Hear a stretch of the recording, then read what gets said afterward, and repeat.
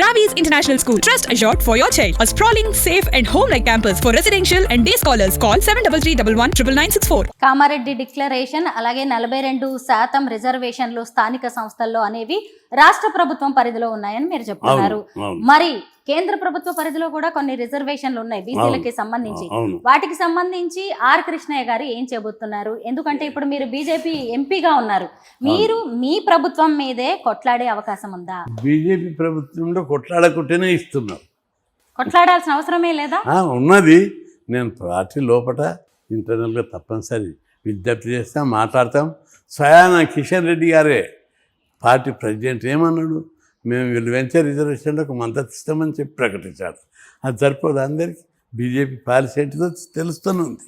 స్వయంగా ఇంకో విషయాన్ని గుర్తుపెట్టుకోవాలి, దేశంలో బీసీ ప్రధానమంత్రి కావాలని మేము 40 ఏళ్ళ నుంచి కోరుతున్నాం, ఉద్యమాలు చేస్తున్నాం. బీజేపీ పార్టీ, కాంగ్రెస్ పార్టీ 60 ఏళ్ళు 70 ఏళ్ళు పరిపాలించింది, అనేక పార్టీలు పరిపాలించినాయి, బీసీని ప్రధానమంత్రి చేయలేదు. కానీ బీసీ వ్యతిరేకాన్ని ముద్ర వేయడానికి ప్రయత్నించే బీజేపీ ఒక చాముకునే ఒక మామూలు కుటుంబంలో ముట్టినటువంటి కార్యకర్తను తెచ్చి ప్రధానమంత్రి ఇచ్చారు. దేశానికి ఒక గొప్ప అదృష్టం, అది వేరే మాట్లాడుకుందాం. బీసీని ప్రధానమంత్రి చేసింది, ఉపరాష్ట్రపతిని బీసీని చేశారు, రాష్ట్రపతిని ఒక ఎస్టీని చేశారు. ముఖ్యమైన పదవులు సుప్రీంకోర్టు జడ్జి చీఫ్ జస్టిస్ను ఒక దళితుని చేశారు. మొత్తం వ్యవస్థ అంతా ప్రధానమంత్రి, సుప్రీంకోర్టు చీఫ్ జస్టిసు, రాష్ట్రపతి, ఉపరాష్ట్రపతి, బీసీ ఎస్సీ ఎస్టీలే ఉన్నారు. సో ఏ ప్రభుత్వం మన గతంలో చేసిందా అని నేను సవాల్ చేస్తున్నాను అందరికీ. రెండవది, బీజేపీ చేసిన ప్రధానమంత్రి కులము వర్గం 2 రకాలను కూడా బీద వాళ్ళకే చేశారు. బీద కులం, బీద వర్గం, మామూలు కుటుంబం నుంచి వచ్చిన ఒక వ్యక్తిని చేశారు.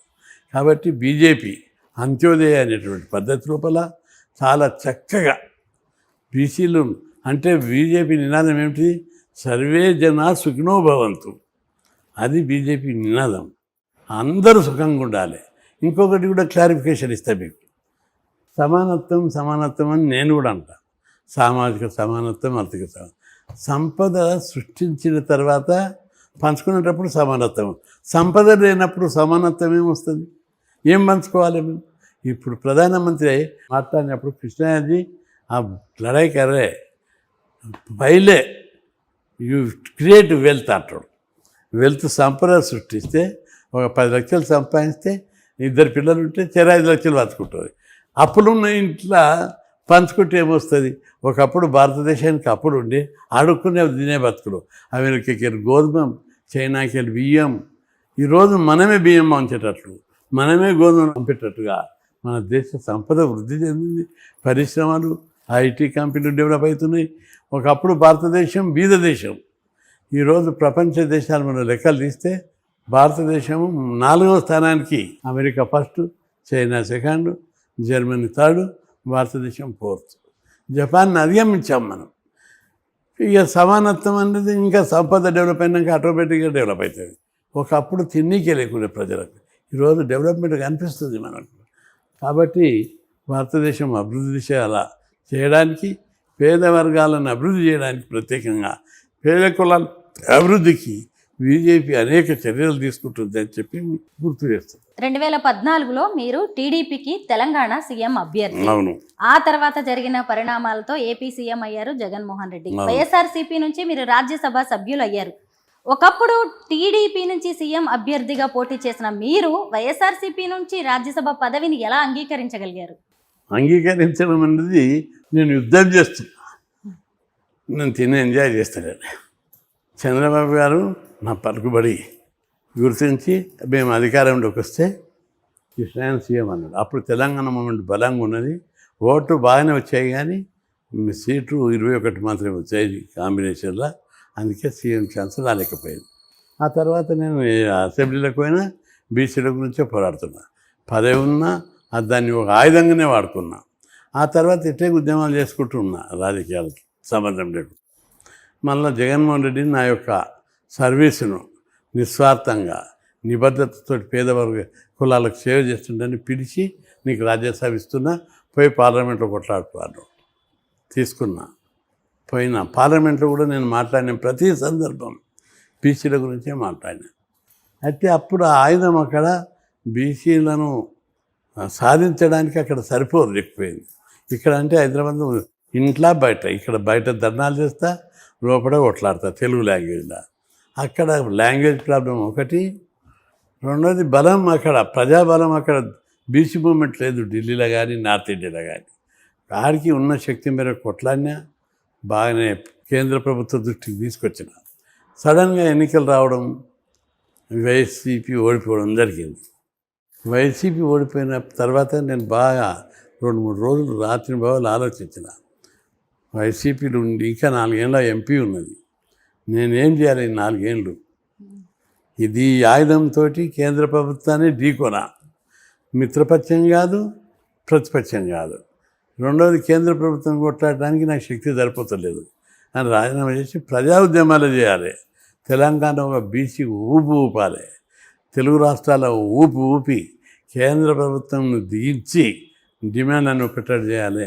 చట్టసభల రిజర్వేషన్లు, కులగణన, ఇంకా కేంద్రంలో మంత్రిత్వ శాఖ అని చెప్పి డిసైడ్ చేసుకొని బాధతోటి రిజైన్ చేసినాక కొట్టిగానున్నా కొట్లాడుతున్నా బీసీ యాక్టివిటీస్ని ముమ్మరం చేసిన. ఆ తర్వాత చంద్రబాబు గారు జోక్యం చేసుకొని కృష్ణయ్య బీసీలన గొప్ప నాయకుడు, ఆయన సీటు మనం వేరులోకి ఇస్తే బీసీల సెంటిమెంట్ దెబ్బతింటుంది, కాబట్టి ఆయన సీటును ఆయనకి ఇస్తాం అని చెప్పి మిత్రపక్షమైన బీజేపీతో మాట్లాడి ఇవ్వడానికి సిద్ధపడ్డారు. అప్పుడు నేను బీజేపీని సెలెక్ట్ చేసిన. బీజేపీని ఉంటే పార్టీలో కొట్లాడి బీసీలకు బెనిఫిట్స్ కావచ్చు, జనాభా లెక్కలు కావచ్చు, చట్టసభలో రిజర్వేషన్లు కావచ్చు, కేంద్రంలో మంత్రిత్వ శాఖ కావచ్చు, నా వయసు గట్టిగా వినిపించవచ్చని బీజేపీని సెలెక్ట్ చేసుకున్న. బీజేపీ వారు కూడా నన్ను విడిచి బీజేపీ నాకు టికెట్ ఇవ్వడం అనేది ఆ పార్టీలో గొప్ప విషయం. ఒక గొప్ప పార్టీ, పవిత్రమైన పార్టీ. ఆ పార్టీ పనిచేసే వాళ్ళకి 20 ఏళ్ళు 30 ఏళ్ళు పని చేస్తే కూడా టికెట్లు దొరికాయి.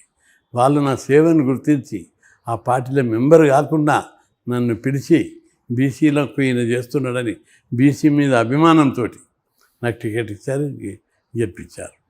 ఇప్పుడు ఆడమైనా కూడా బీసీల గురించే మాట్లాడుతున్నారు. ప్రధానిని కలిసిన అమిత్ షాని, నేను అమిత్ షాని మీద 2-3 సార్లు కలిశాను. జనాభా లెక్కలు తీయాలని చెప్పాను, అని చెప్పాడు. నేను చెప్పాను దీనివల్ల మనకు లాభమే తప్ప ఏం నష్టం జరగదు అంటే, సుప్రీంకోర్టులో నువ్వు కేసు వేసినావు అన్నాడు. అవును వేసిన, అది ఎప్పుడు విడ్డ్రా చేసుకుంటా అన్నారు. నేను నవ్వాను, సార్ మీరు ఇస్తేనే విడ్డ్రా చేసుకుంటా అన్న 15 రోజులకే ఆయన అనౌన్స్ చేశారు. చంద్రబాబు గారు జోక్యం చేసుకొని మరి బీజేపీ వాళ్ళతో మాట్లాడి మీకు రాజ్యసభ సీట్ ఇప్పించారని మీరే చెప్పారు. అంటే ఇన్నాళ్ళు మీరేమో వైఎస్ఆర్సీపీ ఎంపీగా ఉన్నారు. అవును. ఇన్ని రోజులు మీరు చంద్రబాబుతో టచ్లో ఉన్నారా? లేదు.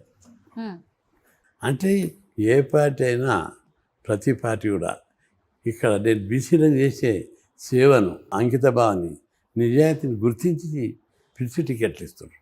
సుమన్ టీవీలో మీ పర్సనల్ అండ్ బిజినెస్ ప్రమోషన్స్ కోసం కింది నెంబర్కి కాంటాక్ట్ చేయండి.